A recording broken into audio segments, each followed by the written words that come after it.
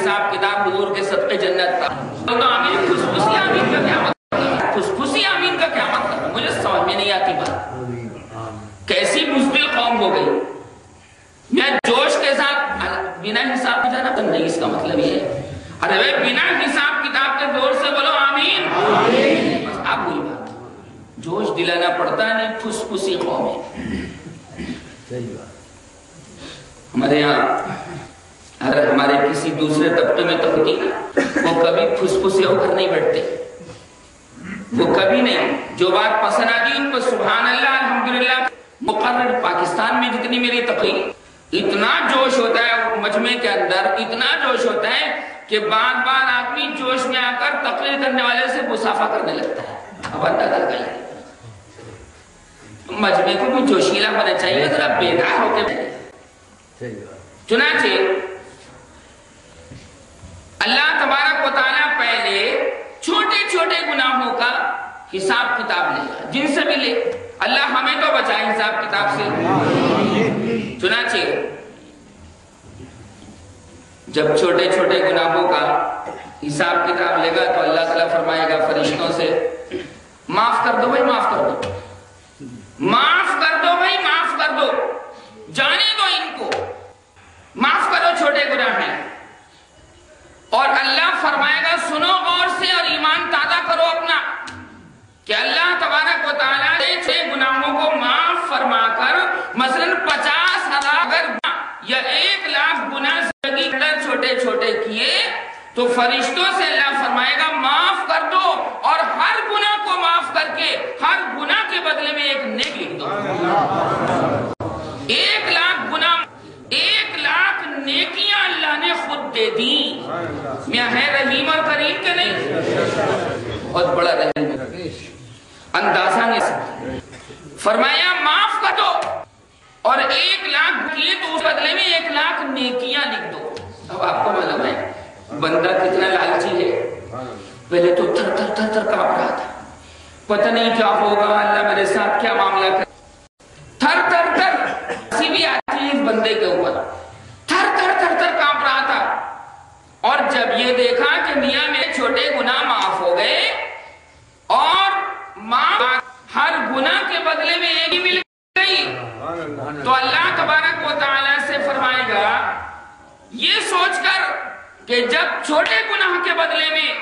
ایک ایک نیکی مل گئی اور گناہ معاف ہو گیا تو خود عرض کرے گا کہ پروردگار بڑے گناہ بھی ہیں میرے پاس گناہ بھی ہے خود کہے گا پروردگار ایک یہ بھی زنا کیا تھا شراب خوری کی تھی شراب نوشی کی تھی دوسرے کا گھر جائز قبضہ کیا تھا دوسرے کا حق مارا تھا دوسرے کی دکان کے گاہک کو اپنی طرف بلایا تھا تیرے اوپر توکل نہیں تھا تیرے اوپر بھروسہ نہیں تھا پروردگار بڑے بڑے گناہوں کے بارے میں یہ بھی تو ہے میرے نامہ اعمال میں تو یاد دلائے گا یہ سوچ کر کے جب چھوٹے گناہ کے نام ہے تو بڑے گناہ کا کیا انعام ہے خود یاد دلائے گا خود اللہ تعالیٰ فرشتوں سے فرمائے گا کہ بھئی جب ہم نے اس کے چھوٹے گناہ معاف کر دیے محبت کو دیکھ کر میرے عطا کو دیکھ کر میرے انعام کو دیکھ کر یہ بڑے بڑے گناہ خود بتا رہا ہے جتا رہا ہے بتلا رہا ہے اظہار کر رہا ہے اور میری محبت اور میری عطا اور میری شان رحمت کے طفیل یہ بات کہہ رہا ہے فرمایا کہ اس کی محبت ہم نے قبول کی اور اس کی انسیت ہم نے قبول کی اب اس کے بڑے گناہ بھی معاف کر دو سبحان اللہ اور پھر فرشتوں سے پوچھے گا کہ کچھ اور بھی لکھا ہوا ہے کچھ لکھا ہوا ہے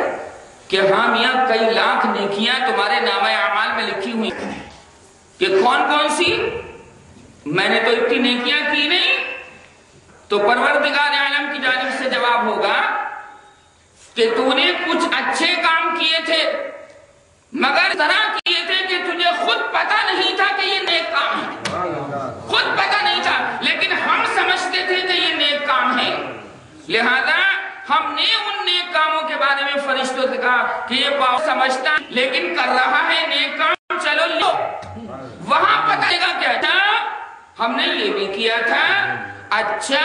ہم نے یہ بھی ارے ہمیں تو پتہ ہی نہیں تھا یہ کہا گیا ہے اللہ کی جانب سے کہ اللہ علیم ذات الصدور ہے، جنوں کو تم نہیں سمجھ سکتے اور کر رہے ہو، لیکن اللہ اس کو بھی جانتا ہے،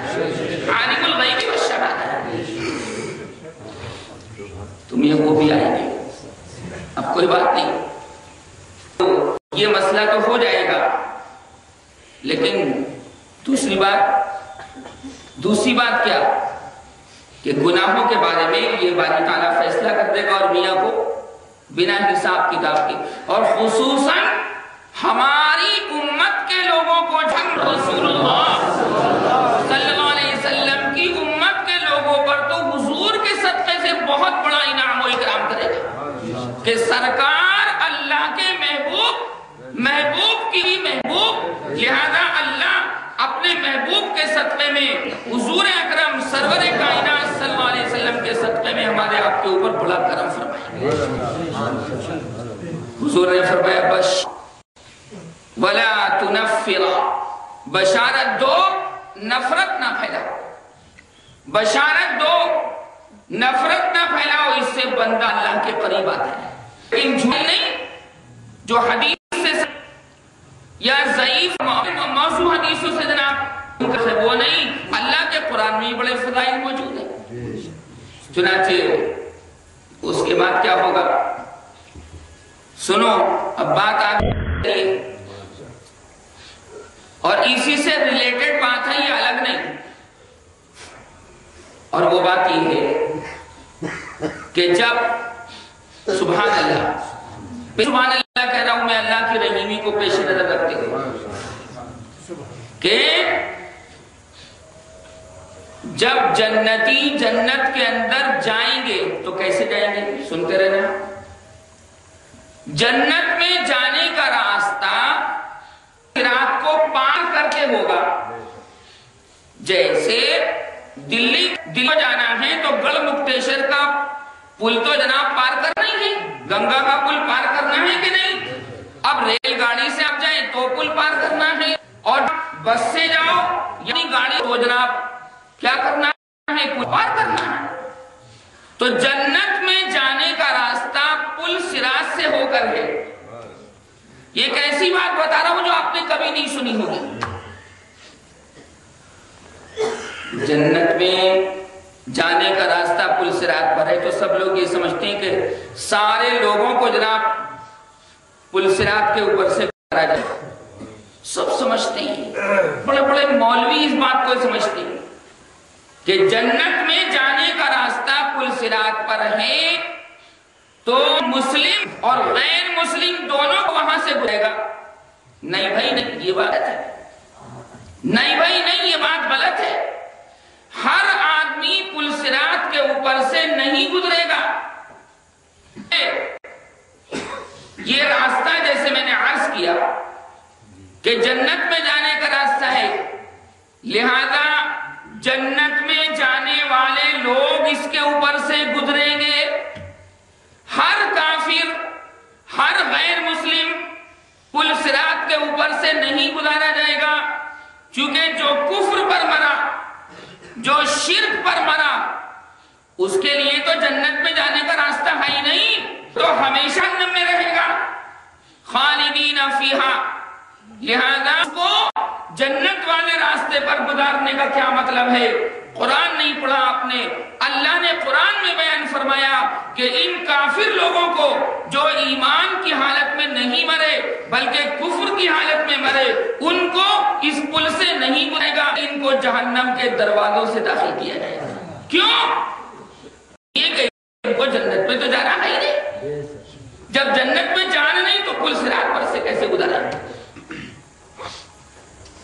دو طرح کے آدمی پل صراط کے اوپر سے گزریں گے، دو طرح کے آدمی پل صراط کے اوپر سے گزریں گے۔ ایک وہ جو ایمان پر مرے، ایمان پر انتقال ہوا۔ اب ہم یہ نہیں کہتے کہ ایمان کامل تھا یا ایمان ناقص تھا، اس بحث میں نہیں پڑتے۔ دوسرا طبقہ کون سا ہوگا گزرنے والا؟ پل صراط کے اوپر سے دوسرا طبقہ گزرنے والا ہوگا ان ایمان والوں کا کہ جو ایمان کے دعوے